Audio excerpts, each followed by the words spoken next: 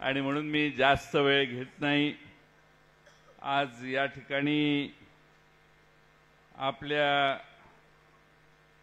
सर्वांच्या समोर भाई सुरेश दळवी यांच्या पुस्तकाचं अनावरण झालं। अतिशय सुरेख पुस्तक या ठिकाणी प्रकाशित करण्यात आले। माझी अपेक्षा आहे की त्यांच्या आयुष्यातला अनुभव आपणा सर्वांना वाचनीय असेल। आपण नक्की ते पुस्तक सगळे घ्याल आणि वाचाल।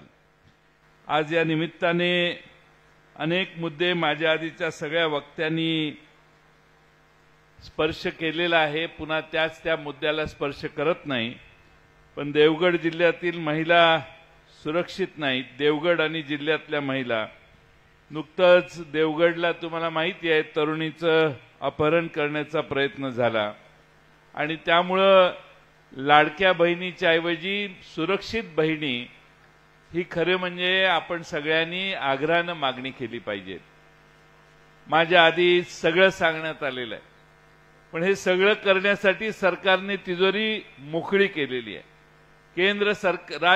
राज्य सरकारने रिझर्व्ह बँकेला पत्र पाठवलेलं आहे की आम्हाला 1,25,000 कोटी रुपयाचं कर्ज द्या, 1.25 लाख कोटी रुपयाचं। का तर आम्हाला ह्या योजना चालू करायच्या आहेत। दर आठवड्याला 4-6 हजार कोटी मागणारं आरबीआय कडे सरकार या राज्याच्या तिजोरीची काय अवस्था करून ठेवेल। आणि म्हणून आम्ही परमेश्वराकडे अपेक्षा करतो की लवकर निवडणुका जाहीर कर, म्हणजे यांचा खर्च करायचा अधिकार थांबेल। आज महाराष्ट्रामध्ये 8 लाख कोटी रुपयाचं कर्ज यांनी डोक्यावर केलेलं आहे। अजून 1.25 लाख कोटी रुपयाची मागणी केलेली आहे। याचा अर्थ जवळपास हे बाहेर जातील त्यावेळी 9 लाख कोटी रुपयापर्यंत कर्ज तुमच्या आमच्या डोसक्यावर बसून हे जातील। आणि म्हणून परिस्थिती कोकणातली माणसं, सिंधुदुर्ग जिल्ह्यातली माणसं फार हुशार आहेत। मागच्या लोकसभेत कशाचा पाऊस पडला हे मी तुम्हाला सांगायची गरज नाही। तुम्ही मनाला प्रश्न विचारा की एवढे पैसे यांनी आणले कुठून। हे पैसे एवढे जर रस्त्याने वाटत फिरायला लागले तर मग ह्यांच्या घरी किती असतील याचाही अभ्यास आपण सगळ्यांनी केला पाहिजे। प्रचंड असा भ्रष्टाचार महाराष्ट्रामध्ये चालू आहे। छत्रपती शिवाजी महाराजांच्या पुतळ्यामध्ये भ्रष्टाचार ज्यांनी केला त्यांनी महाराष्ट्रात मित्रांनो काही भगिनींना सोडलेलं नाही।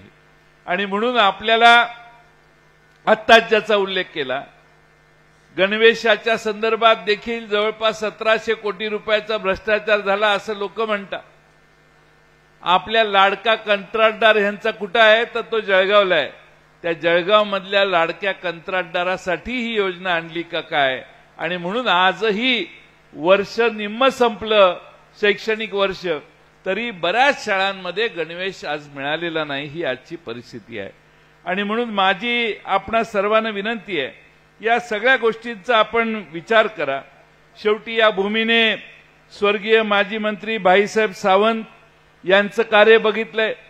अनेक वर्ष त्यांनी या भागाचं नेतृत्व केलं, आपण त्यांचा अनुभव घेतला, आपल्या मनात त्यांचा आदर्श आहे।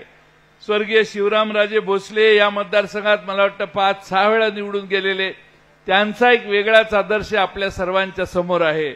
आणि जयानंद मटकर यांची देखील आठवण त्यांच्या समाजवादी विचारसरणीची आपण करून या ठिकाणी काम करतो। प्रवीण भोसलेने बाकीचे सगळे विषय मांडलेले आहेत। अर्चनाताई, आमचा महाविकास आघाडीला विनंती आहे, या अर्चनाताई या योग्य उमेदवार आहेत आणि तेच या मतदारसंघामध्ये चांगला परफॉर्मन्स दाखवतील आणि विजयी होतील। आम्ही शिवसेना प्रमुखांना देखील विनंती करणार आहे, काँग्रेसला देखील विनंती करणार आहे। अजून निर्णय झालेला नाही, पण महाविकास आघाडीत याची चर्चा होईल आणि त्याच्यावर शिक्कामोर्तब व्हावं असा आमचा प्रयत्न आहे। पण वेळ आता कमी राहिलाय आणि म्हणून शिवस्वराज्य यात्रा आज आम्ही आपल्या दारात घेऊन आलोय। महाराष्ट्राचं राज्य उद्याचं छत्रपती शिवाजी महाराजांच्या विचारानं चाललं पाहिजे। महाराष्ट्रातलं राज्य छत्रपती शिवाजी महाराजांच्या विचारानं चालत असताना शाहू फुले आंबेडकरांचा आदर्श घेऊन हे महाराष्ट्राचं राज्य पुढे नेण्याचं काम महाविकास आघाडी करेल असा मला विश्वास आहे। आज फार मोठ्या प्रमाणात तुम्ही या ठिकाणी आलात मला माहिती आहे की आमच्या अर्चनाताईंनी 16 ऑगस्टला जाणीव जागर यात्रा सुरू केलेली आहे आणि त्याचा समारोप आज या निमित्तानं आपल्या सर्वांच्या साक्षीनं होतोय।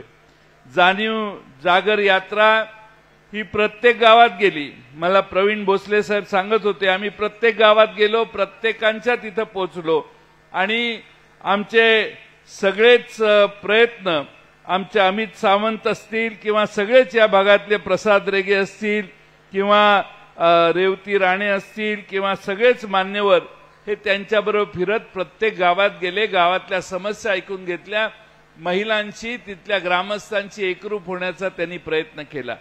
मला वाटतं की आपला उद्याचा नवो आमदार हा असा असला पाहिजे की जो तुमच्या गावात येईल, तुमचे प्रश्न ऐकेल आणि असे प्रलंबित प्रश्न हे पुन्हा राहणार नाहीत। एक जमिनीचा प्रश्न, मला वाटतं आंबोली रेळे या भागातला प्रश्न, याच्यात इतके दिवस आपले मंत्रिमंडळात आहेत, पण त्या जमिनीवरची महाराष्ट्र शासन लागलेलं, त्या जमिनी ज्यांच्या त्यांच्या नावाने करून देण्याची प्रक्रिया त्यांना अद्यापर्यंत जमली नाही। असे अनेक मुद्दे आहेत की जे मुद्दे मी तुम्हाला आता काल परवा मी ऐकलं की ताजमहल हॉटेल इथं होणार आहे, त्याचं भूमिपूजन होणार आहे। ही तर आमच्या दीपक केसरकरांच्याकडून स्टोरी मी 15-20 वर्षापूर्वीपासून ऐकतोय। ही लय जुनी स्टोरी आहे दीपक केसरकरांची आणि दीपक केसरकर प्रत्येक वेळा सांगतात, साहेब आता सगळं झालेलं आहे, ते होतंयच। आजही आता भूमिपूजन का अजून काम सुरू नाही ना झालं, का सुरू झालं नाही हा प्रश्न त्यांना तुम्ही विचारा। पण पर्यटनाच्या दृष्टीने प्रगती नाही। या इथल्या काजूच्या संदर्भात, आंब्याच्या संदर्भात आधारभूत किंमत देता काजूचाच प्रश्न आहे। 200 रुपये आधारभूत किंमत देत असताना, अनुदान देत असताना त्याच्यासाठी मिळणारे जे पैसे शेतकऱ्याला मिळाले पाहिजेत त्याच्यात इतक्या अनेक तांत्रिक अडचणी आहेत की काल परवा मला वाटतं मोर्चा काढण्याची पाळी शेतकऱ्यांच्यावर आली। त्यामुळे या सरकारकडून झगडून काही मिळत नाही। या सरकारने आपल्याला पाहिजे तसे पैसे महाराष्ट्रात उधळलेले आहेत। आता एवढा मोठा आपला कोकण रेल्वे आहे, हे मंत्री झाल्यापासून महाराष्ट्रात आपल्या सिंधुदुर्ग जिल्ह्यात नवीन रेल्वे थांबली का, नवीन स्टेशन झालं का, स्टेशनची पोर्च झाली, पण स्टेशन मधल्या सुविधा वाढवण्याची बुद्धी यांना झाली नाही। अशा अनेक गोष्टी आहेत। विधानसभेच्या निवडणुकीच्या वेळी मी अधिक बोलेन, पण आज वेळ कमी आहे। इथून आम्हाला गणपतीपुळ्याला आणि कोल्हे साहेबांना राहुरीला सभेला जायचंय, त्यामुळे मी जास्त वेळ तुमचा घेत नाही। पण मला कौतुक आहे की अर्चनाताई घारे, आमचे प्रवीण भोसले साहेब, आमचे अमित सावंत, जिल्ह्यातल्या आमच्या अर्चना घारेंच्या सहकारी रेवतीताई राणे, पुंडलिक दळवी असतील, भास्कर परब असतील, विशाल जाधव असतील, सावली पाटकर असतील, प्रतीक सावंत असतील, रवींद्र चव्हाण असतील, या सगळ्यांनी मिळून आज आपली ही शिवस्वराज्य यात्रा घेताना एवढ्या मोठ्या प्रमाणात महिला भगिनी इथं एकत्रित केल्या आणि या मतदारसंघात सावंतवाडीमध्ये तुम्हा सर्वांनी एकत्रितपणाने, एकसंघपणाने परिवर्तन करण्याचा निर्धार केला। आज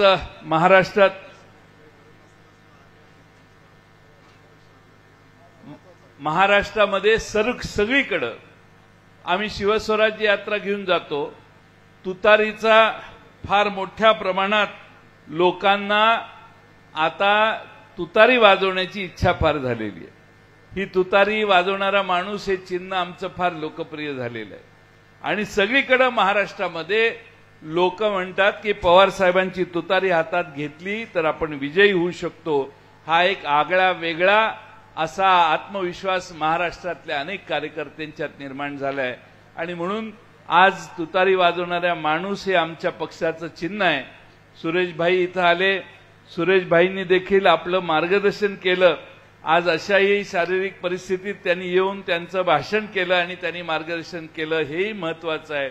अशा एका चांगल्या कार्यक्रमाला आम्हाला येण्याची संधी मिळाली। महाराष्ट्रातलं भ्रष्टाचारी सरकार घालवायचंय हा निर्धार आपण करा।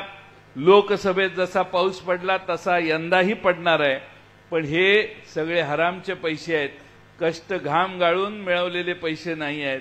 एखाद्याने घाम गाळून पैसे आणून दिले तर आपण समजू शकतो, पण अशा पद्धतीचे पैसे वाटून लोकांची मतं घेण्याची जी प्रवृत्ती अलीकडच्या काळात सुरू झाली आहे त्याच्यावर पूर्ण ताकदीने तुम्ही निषेध व्यक्त केला पाहिजे।